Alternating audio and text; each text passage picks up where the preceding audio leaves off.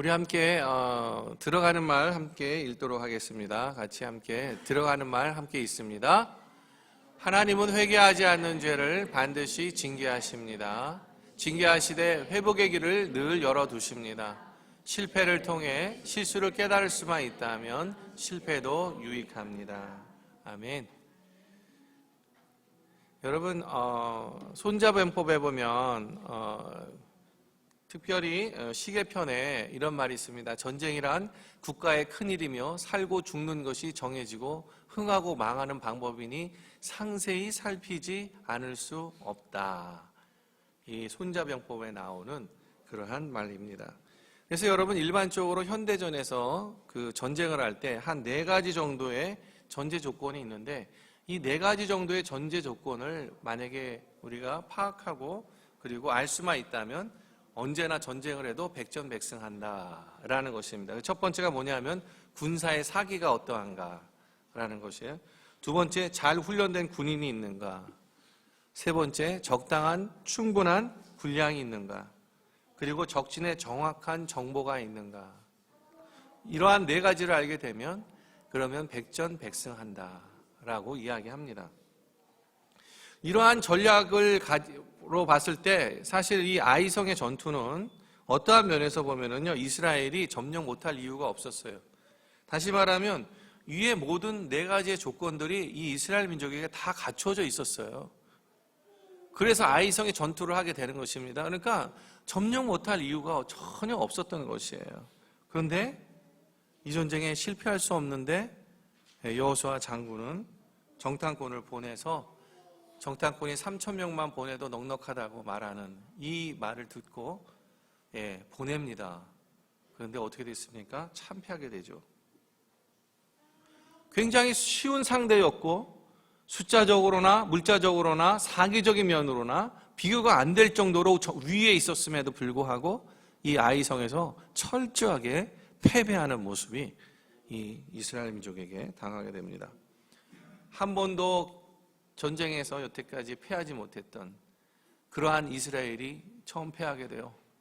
그 난공불락이라고 여겼던 여리고성을 진짜 별로 힘 하나 들이지 않고 하나님에 의해서 승리했던 이 이스라엘 민족이 이 가나안 땅에 들어오면서 처음으로 2번째 전쟁에서 실패를 합니다. 그래서 오늘 말씀 보니까 이 이스라엘 민족이요, 5절에 아이 사람이 그들을 36명쯤 쳐 죽이고 성문 앞에서부터 스바림까지 쫓아가 내려가는 비탈에서 쳤으므로 백성의 마음이 녹아 물같이 된지라. 여태까지 이 이스라엘 민족은요, 모든 민족에게 저 민족은 하나님 여호와라는 신이 함께하는 민족이라서 절대 어느 누구도 건드릴 수 없고 참으로 하나님의 군대, 신의 군대라는 이 명칭을 듣고 있었던 것이 바로 이스라엘 민족이었는데, 바로 이 이스라엘 민족이 아이성의 전투의 이 패배를 통해서 그들의 마음이 오히려 녹게 돼요. 그전까지는 공포의 대상이었습니다. 이스라엘 민족이 뜨기만 하면요, 다른 사람들은 마음이 다 녹았어요. 야, 이제 죽었다. 우리는 끝났다. 저들이 믿고 있는 하나님이라는 여호와의 신이 함께 있어서 우리는 이제 다 망했어. 그래서 그들의 적들의 마음이 이미 다 녹아서 사기가 다 저하됐는데, 사기를 다 잃어버렸는데 이제는 반대로 이 아이성의 조그만 전투에서 이스라엘 전체가 마음이 녹아버리는 이러한 상황에 처하게 됐다는 것입니다. 대참패였습니다. 기가 막힌 일입니다. 큰 전쟁이면 모르겠어요. 200만이나 되는 이 백성들 앞에서 고작 3,000명도 안 되는 그 아이성의 사람들을 통해서 이렇게 대참패를 하고 만 것입니다. 그래서 이 여호수아는요, 말도 안 되는 이 전쟁에서 이 이스라엘 백성들의 마음이 녹아버리니까 여호와 앞에서 자신의 옷을 찢어요. 무릎 꿇고 그리고 죄를 뒤집어쓰고 하나님 앞에 통곡을 합니다. 하나님, 이게 말이 됩니까? 하나님의 백성, 당신의 군대, 당신의 민족입니다. 어찌하여 수치를 당해도 이렇게 당할 수 있습니까? 하나님, 도대체 어떻게 하시려고 하십니까? 이런 가운데 하나님께서 그 이유를 말씀해 주시는데요, 이렇게 말씀하세요. 여호와께서 여호수아에게 이르시되 일어나라. 어찌하여 이렇게 엎드렸느냐? 이스라엘이 범죄하여 내가 그들에게 명한 나의 언약을 어기었나니 곧 그들이 바친 물건을 취하고 도적하고 사기하여 자기 기구 가운데 두었느니라. 하나님께서요, 여호수아에게 왜 너희가 아이성에 참패했는지를 말해줍니다. 여리고성을 점령할 때요, 요단강을 건너서 가나안에서의 처음 전투였습니다. 처음 전투라는 거, 항상 처음이라는 말을 할 때는 하나님에게는 굉장히 특별한 의미가 있습니다. 왜? 처음 것은 다 여호와의 것이다 라고 말씀하고 계시기 때문에 그래요. 그래서 그 처음 전쟁에서 이스라엘 민족에게 조금이라도 자신의 힘을 쓰지 않도록 했습니다. 온전히 하나님의 힘을 가지고 하나님이 스스로 행하는 전쟁이라는 것을 선포하시죠. 그래서 하나님 말씀합니다. 이 전쟁은 나의 전쟁이야. 그러면서 이스라엘 민족에게 말하죠. 내가 이 전쟁에서 이 여리고성을 멸하고 그 나머지 잔일들 처리할 때 너희는 그 성에 들어가서 이것이 나의 첫 번째 전쟁이고 나의 첫 번째 소산물이니까 이것은 다 내 거다. 이렇게 말씀하시죠. 그래서 거기에서 하는 모든 전리품들을 다 어떻게 해요? 여호와의 전에 다 드리라고, 하나님께 다 드리라고 말합니다. 그래서 하나님께서는 이 명령을 여호수아에게 이야기합니다. 그래서 이 이스라엘 백성에게 다 이야기했죠. 여러분, 하나님이 명령하시는 것은 이유가 있는 것입니다. 하나님의 여리고성을 통해서 그 난공불락과 같은 그러한 성을 하나님께서 직접 그렇게 전쟁을 치르시면서 이스라엘에게 보여주시고자 했던 것은 앞으로 너희가 세상 속에서의 살아갈 그 삶이 내가 하는 전쟁 가운데 너희가 있는 것이라고, 그거 보여주시는 거예요. 그래서 바로 우리가 우리의 삶을 살아갈 때 너희가 너희의 삶을 살아가지만 그 삶 속에 승리하고 열매를 맺어가는 것은 바로 하나님이 하시는 거라는 거, 그거 가르쳐 주려고 하신 거죠. 그런데 이것을 철저하게 이 아간이라는 한 사람이 이것을 순종하지 않습니다. 그런데 사실 어떤 면에서 보면 이 아간이 자기의 보기에 좋은 것을 그렇게 숨겼죠. 숨겼습니다. 근데 숨겼는데 이 숨긴 것이 보면은 그렇게 많은 양의 돈이 아니에요. 뭐 10억, 100억 이런 것들이 아니에요.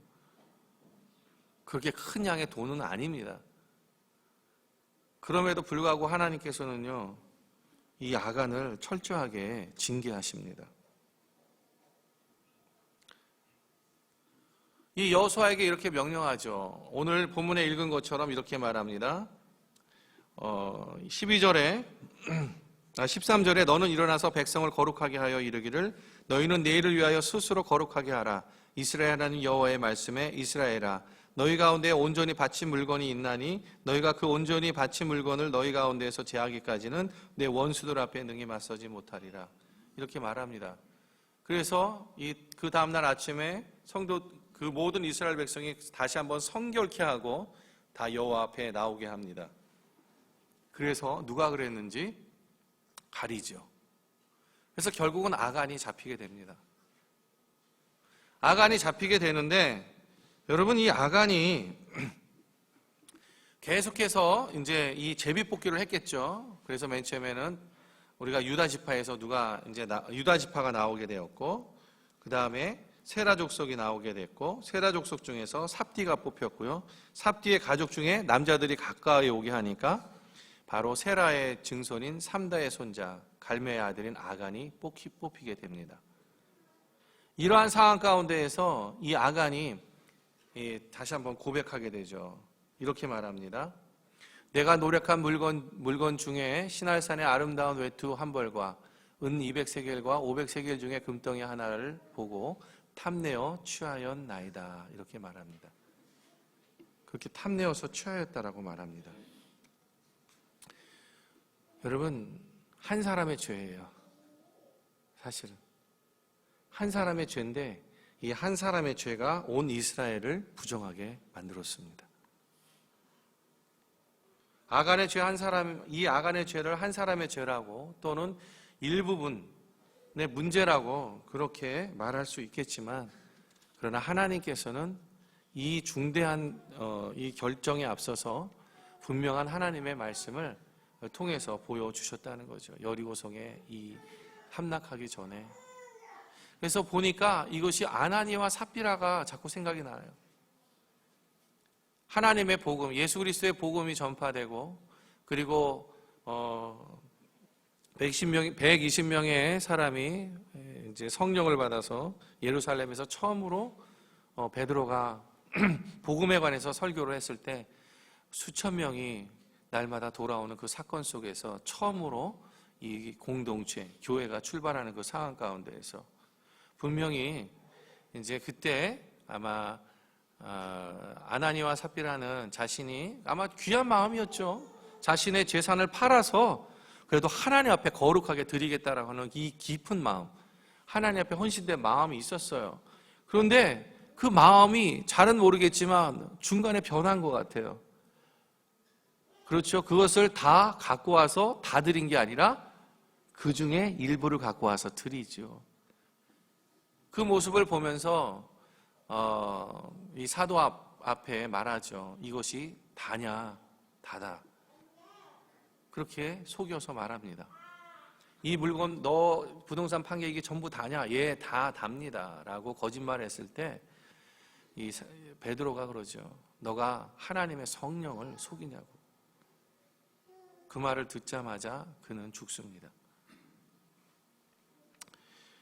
저는 아마 이 가나안의 공동체가 또는 사도행전에서 나오는 교회 공동체가 이렇게 한 사람의 이 영향력들에 대해서 굉장히 중요하게 다루고 있다는 것이에요. 이 말씀은 다시 말하면 한 사람의 죄가 공동체에 미치는 그 파괴력이 얼마나 큰가를 우리가 파악할 수 있다는 것입니다. 아간의 한 사람의 죄 때문에 이스라엘 민족 자체가요, 나라 자체가 전부 다 요동치고 잘못하면 멸망할 수 있는 그러한 상황 속에 있었다는 것이죠. 아이성의 이 전투의 참패가요, 가나안 정복의 위기를 맞을 수 있는 그러한 상황 속에 있었다는 것입니다. 다시 말하면 한 사람의 죄가 특별히 공동체 안에서 봤을 때에는 그것이 관계가 없다라고 말할 수가 없다는 것이에요. 여러분, 죄의 특성이 있어요. 죄의 특성. 죄의 특성이 무엇입니까? 여러분, 물귀신 작전 아시죠? 네. 여러분, 죄가 물귀신이에요. 자기 혼자만 죽는 게 아니에요. 다 함께 죽으려고 해요. 이 죄의 특성입니다, 이것이. 이게 죄의 영향력입니다. 비록 한 사람에 의해서 시작됐지만 그 영향력은 너무 커요. 그래서 나도 모르는 사이에 엄청난 영향력으로 공동체에게 큰 해를 끼치는, 죄를 짓게 만드는 그러한 영향력을 발휘한다는 것입니다. 그래서 참으로 경계해야 돼요. 어떤 면에서는.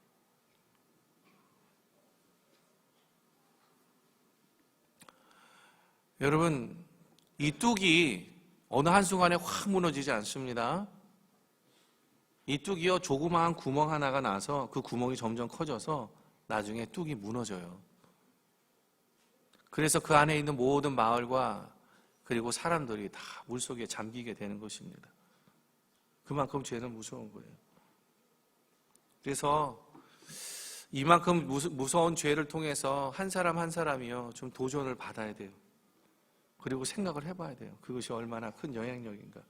여러분, 내가 죄를 지으면요, 이상하게 내 아내도 내 남편도 내 자녀도 죄 짓는 자리에 쉽게 가요. 그렇게 얘기합니다. 부모가 자녀를 꾸짖습니다. 막 꾸짖는데 그러면 자녀들이 딱 얘기해요. 아빠도 그러면서 엄마도 그러잖아. 근데 왜 나한테 이렇게 얘기해? 여러분 많이 들어보셨죠? 네? 많이 들어보지 않아요? 아빠도 그러면서 왜 나한테 그래? 엄마도 그러면서 왜 나한테 그래? 응? 무서운 거예요. 언제 부모가 그런 것들 가르쳐주고 싶어 합니까? 가르쳐주고 싶지 않은데도 아이들은 그걸 보고 금방 배워요. 왜? 그만큼 죄의 영향력이 너무 크기 때문에 그래요. 경계해야 되는 것입니다. 여러분, 우리 교회는 참 셀 그룹이 참 잘 운영되고 있는 그러한 교회입니다. 특별히 셀원들이 서로를 위해서 정말 가족과 같이 생각하고 또 같이 함께 어려움을 나누고 또 있는 것도 나눠주고 또 특별히 함께 기도도 하고 하죠. 여러분, 셀원 한 사람 한 사람을 위해서 기도의 불침번을 쓰십시오. 우리가 기도의 불침번을 쓸 때 정말 그 기도를 통해서 우리의 셀원들이 계속해서 하나님의 은혜 안에서 또 강건하게 서갈 줄을 믿습니다. 여러분, 교회에는 비전이 있습니다. 우리 각자가 갖고 있는 그런 비전과 또 상관없이 갈 수가 없어요. 나의 비전이 곧 교회의 비전이 되는 것이고, 그리고 곧 교회의 비전이 나의 비전이 돼서 따로 갈 수가 없는 거예요. 나 따로 교회 따로 이런 신앙생활 할 수가 없어요. 우리 교회가 이러한 방향으로 이러한 비전을 품고 갈 때 그때 나는 달라, 생각이 달라, 그러니까 난 다르게 할 거야, 이렇게 할 수가 없다는 거예요. 왜 그렇습니까? 우리는 예수님을 주님으로 하는, 그리고 예수님의 이름으로 다 함께 부르심을 받은 하나님의 가족이기 때문에 그렇습니다. 그래서 우리는 궁극적으로 우리의 마지막 종착점이 똑같아요. 우리는 반드시 우리는 다 함께 주님 앞에 설 것입니다. 그리고 그 주님 앞에 설 때까지 우리는 한 공동체로 그리고 함께 삶을 걸어갈 것입니다. 교회도 마찬가지. 그래서 교회와 나와 따로 분간해서 살 수 없습니다.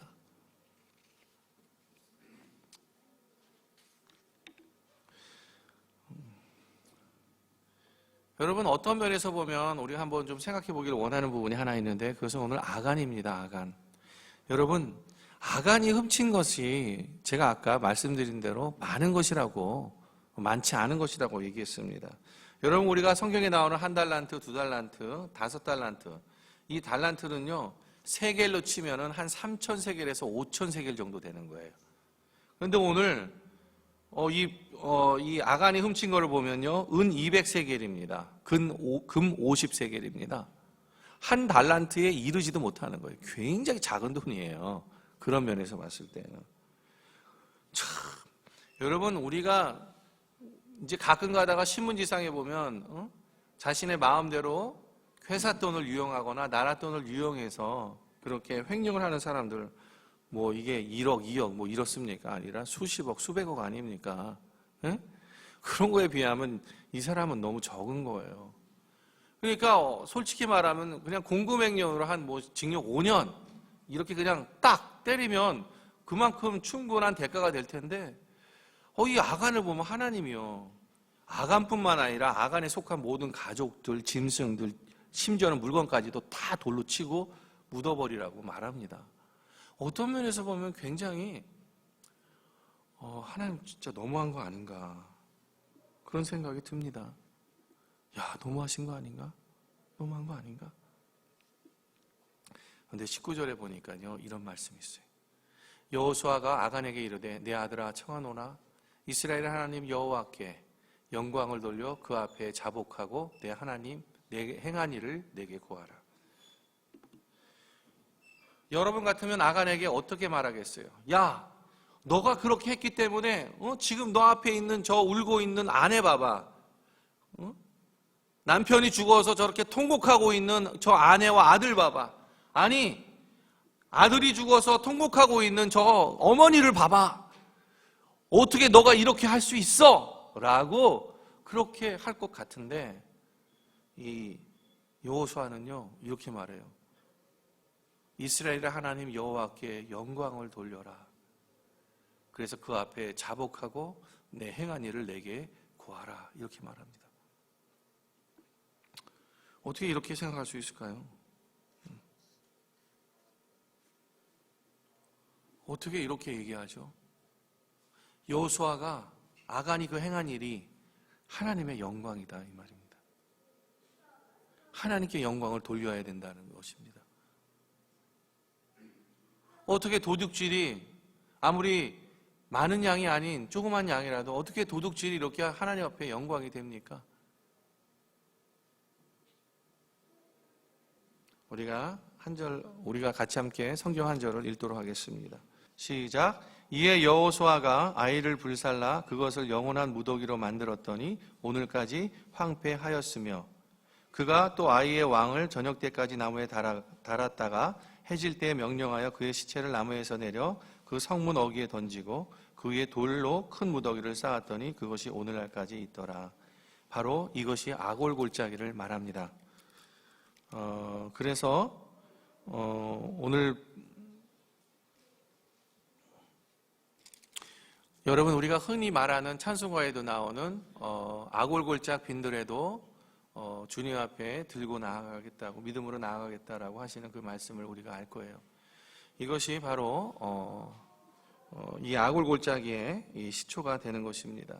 그래서 오늘 말씀을 보면 이 아골 골짜기가 어떻게 해서 하나님 앞에 영광이 되는지 그것은 바로 예수 그리스도 때문입니다.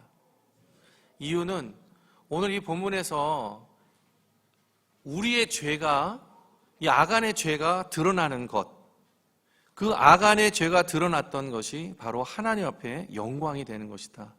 이렇게 말하고 있는 거예요. 다시 말하면 아간의 죄가 드러나듯이 우리의 죄도 드러나는 그것이 바로 하나님께 영광을 돌린다라는 것이에요. 그래서 어떤 면에서 보면 그렇게 할 수 있는 이유는 바로 이 아골 골짜기와 같이 우리를 위해서 대신 십자가에서 죽으신 그러한 예수 그리스도의 그 모습을 상징하고 있다는 것을 말씀드리는 것입니다. 그래서 여호수아가 이것을 성령 가운데서 깨닫게 된 것이에요. 그래서 오늘날 말씀하는 겁니다.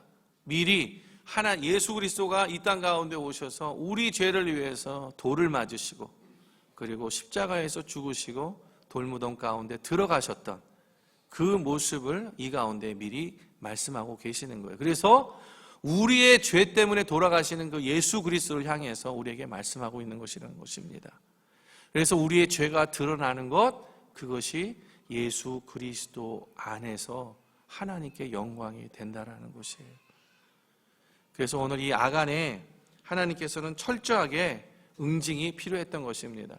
그래서 이 철저한 응징 속에서 바로 하나님께서 이 예수 그리스도의 예표로 이 돌무더기를 사용하시고 계시다는 것을 말씀드리는 거예요.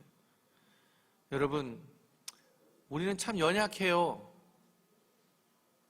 우리가 가장 힘들어하는 게 무엇입니까? 우리가 예배드리러 오는 거, 그것보다 더 힘든 것이 무엇입니까?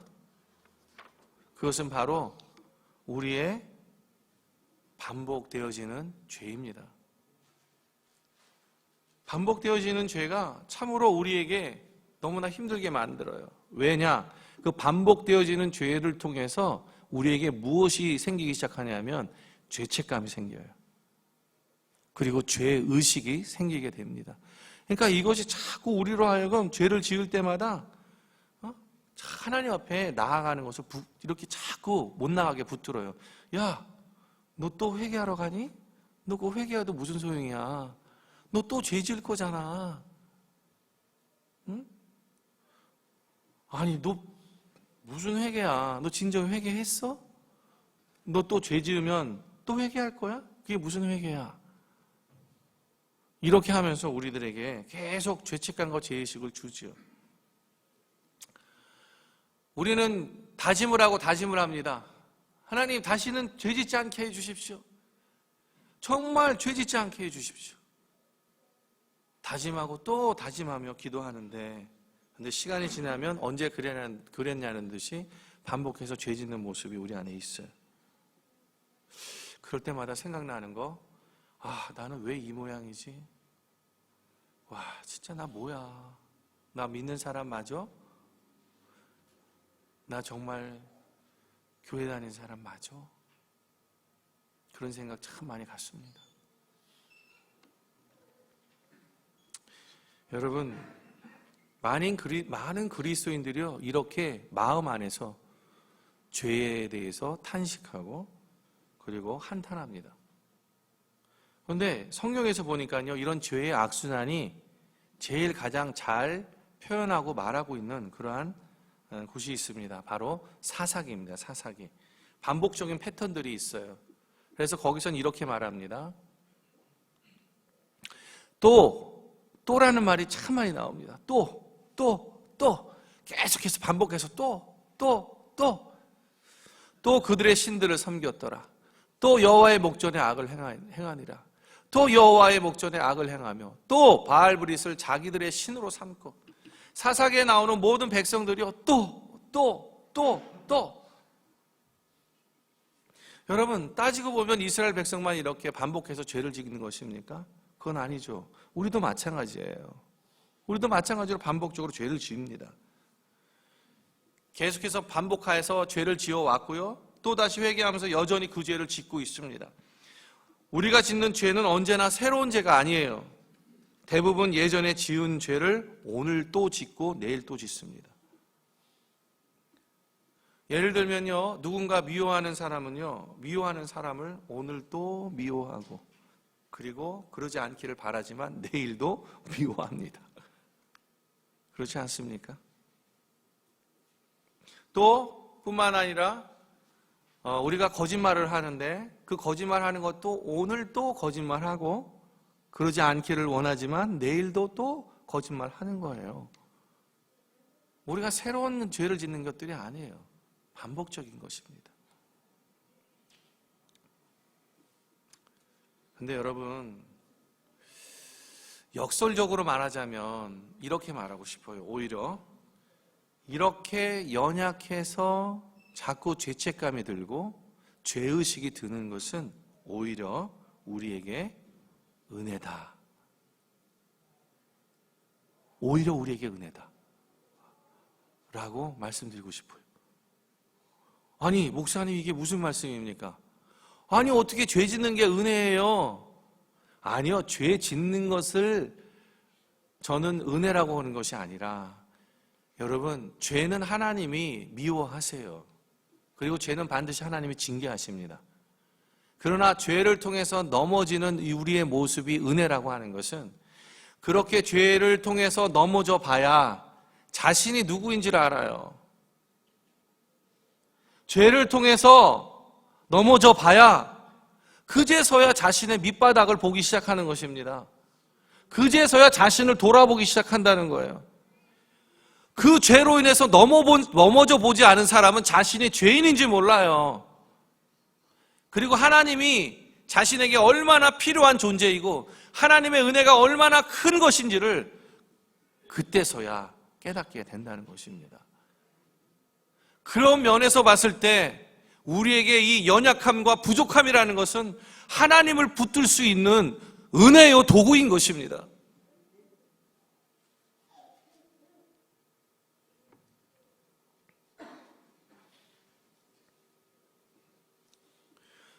여러분, 연약함으로 인해서 우리는 예수 그리스도로 말미암아 아무런 공로 없이, 값 없이 우리는 의롭다 하심을 얻게 되는 것입니다. 만약에 인간이 의롭고 완전해서 마음대로 먹은 대로 모든 것을 다 할 수 있다면, 그렇게 된다면 진짜 하나님께서는요, 우리에게 의로운 행위를 분명히 요구하셨을 거예요. 그것이 구원의 조건이다라고 분명히 말씀하셨을 것입니다. 왜? 우리가 완전하고 완벽하니까. 그러니까 하나님은요, 완벽한 행위를 우리에게 구원의 조건으로 말씀하셨겠죠. 그러나 여러분, 이 세상 아래, 하늘 아래 죄 없는 사람이 있습니까? 완전한 사람이 있습니까? 제가 생각하기엔 아직까지 만나보지도 못했어요. 저는 꼭 만나보고 싶어요. 만약에 존재한다면. 존재할 리 없겠지만. 어떠한 사람도, 어떠한 누구도 이 죄로부터 자유할 수 있고 이 우리의 연약함과 부족함으로부터 완전하다고 할 수 있는 사람은 한 사람도 없습니다. 그렇기 때문에 우리의 부족함과 연약함은 하나님 안에서의 은혜요, 우리가 하나님께로부터 값없이 얻을 수 있는 의로움을 우리가 얻을 수 있는 도구가 되는 것입니다. 여러분, 주님께서 이렇게 말씀하셨어요. 그리스도 예수 안에 있는 속량으로 말미암아 하나님의 은혜로 값없이 의롭다 하심을 얻은 자가 되었느니라. 그리스도 예수께서 우리를 위해서 죽으심으로 말미암아 우리가 값없이 의롭다함을 얻었다라고 합니다. 여러분, 우리는 넘어질 때마다 내가 얼마나 무능하고 연약한 존재인가를 깨닫습니다. 그래서 바울은 말해요. 오라, 나는 공고한 자로다. 이렇게 말합니다. 근데 놀라운 사실은요, 말씀드린 것처럼 자신의 연약함을, 무능함을 깨닫는 자가 하나님의 은혜를 사모한다는 거예요. 자신이 연약하다, 자신이 부족하다라고 하는 그 사람이 하나님의 은혜를 찾는다는 거예요. 그리고 그 하나님의 은혜를 구한다는 것이. 왜요? 부족하니까, 자신으로서는 할 수 없으니까 그 은혜를 구할 수밖에 없는 그 자리에 간다는 것입니다. 전능하신 하나님의 얼굴을 구하고 그분 앞에 나아가 무릎을 꿇어 은혜를 구하는 우리 모두가 되기를 소망합니다. 여러분, 오늘 이 아간의 징계가 참으로 안타깝죠. 그러나 우리가 좀 기억해야 될 것이 있습니다. 하나님의 심판은요, 하나님의 징계는 기간이 정해져 있어요. 여러분, 기간이 정해져 있는 것입니다. 왜냐하면 예를 들어 이스라엘 민족이 12명의 정탐꾼을 보내서 그 12명의 정탐꾼을 들었을 때 여호수아 갈렙만이 빼놓고 나머지들은 하나님 앞에 큰 범죄를 하죠. 그 범죄를 했을 때 하나님이 그들을 치시려고, 멸하시려고 했는데 죽이지 않고 징계하시죠. 40년 동안 광야를 돌게 하시죠. 그래서 그들의 삶을 살게 해요. 분명히 기간이 정해져 있어요. 또 마지막 이스라엘이 망하면서, 남유다가 망하면서 바벨론의 포로가 되고 그 포로의 기간을 70년 동안 또 딱 정해놓습니다. 그리고 그것이 돌아오게 만드는 그 은혜가 있었죠. 하나님의 징계는 반드시 기간이 있다. 왜 그렇습니까? 이 의미는 어떠한 의미냐 하면 하나님의 징계가 기간이 정해져 있다는 사실은 반드시 돌아오는 시간이 있다. 회복하는 시간이 있다는 거예요. 그래서 하나님의 징계는요, 회복을 위한 하나님의 징계가 되는 것입니다. 만약에 징계의 기간이 정해져 있지 않다면 징계는 영원한 것이에요. 그럼 징계를 받으면 영원하니 끝이잖아요. 근데 하나님은 그런 분이 아니시라는 거예요.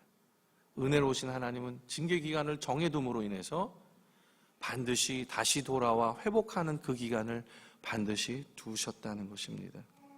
희년이라는 거 있죠. 7년에 한 번씩 노는 것, 쉬는 거, 가게 하는 거. 이 모든 것들이 하나님의 기간을 정해 놓으신 거예요. 안에서. 이유가 있는 것입니다. 그래서 욥기서에 이렇게 말합니다. 볼지어다 하나님께 징계받는 자에게는 복이 있나니 그런즉 너는 전능자의 징계를 업신여기지 말지니라. 욥기서에 나와요. 욥기서에. 아니, 징계를 받는 자가 복이 있대요. 이 말이 됩니까? 징계를 받는데 복이 있대요. 왜 그렇습니까? 징계는 기간이 정해져 있습니다. 욥은 짧은 시간에 징계를 받았지만 그 이후에 자신이 갖고 있는 재산보다 더 많은 그런 재산이 회복되어지고 또 그 아들과 또 새로운 아내와 이런 모든 부분들이 다 회복되어지는 은혜가 있게 되죠. 여러분, 우리는 징계받을 때 우리가 당하는 징계만이 아닌 그 징계 속에 숨겨진 하나님의 은혜를 볼 수 있어야 합니다. 우리의 연약함도 은혜고 하나님의 징계 역시 은혜입니다. 징계를 통해 깨닫게 하시는 하나님의 은혜를 놓치지 않기를 소망합니다. 그리고 징계의 시간들을 통해서 우리를 더욱 견고하게 하실 그 하나님을 기대하는 은혜가 있기를 소망합니다. 자, 이제 말씀을 마치겠습니다. 자, 우리 끝맺는 말 같이 읽도록 하겠습니다. 같이 읽습니다. 죄악이 머무는 동안 축복의 근원이신 하나님은 그곳에 머무르실 수 없습니다. 죄를 가벼이, 징계를 가벼이 여기지 않고 즉시 하나님께로 돌이키기를 것이 지혜입니다. 욕심이 아닌 말씀을 따라 살아가는 우리가 되기를 소망합니다. 우리 자신이나 가족, 교회에 있어서 중요한 것이 성결이고 순종입니다. 비록 연약하고 오늘을 힘겨워 살아가지만 하나는 주님의 은혜가 우리의 삶에 넘침을 믿습니다. 오늘 하루하루를 살아가는 우리들이 하나님의 궁유를 구하면서 나아가서 모든 분들이 하나님의 영광에 충만한 삶을 살아가시는 은혜가 있기를 주님의 이름으로 축복합니다.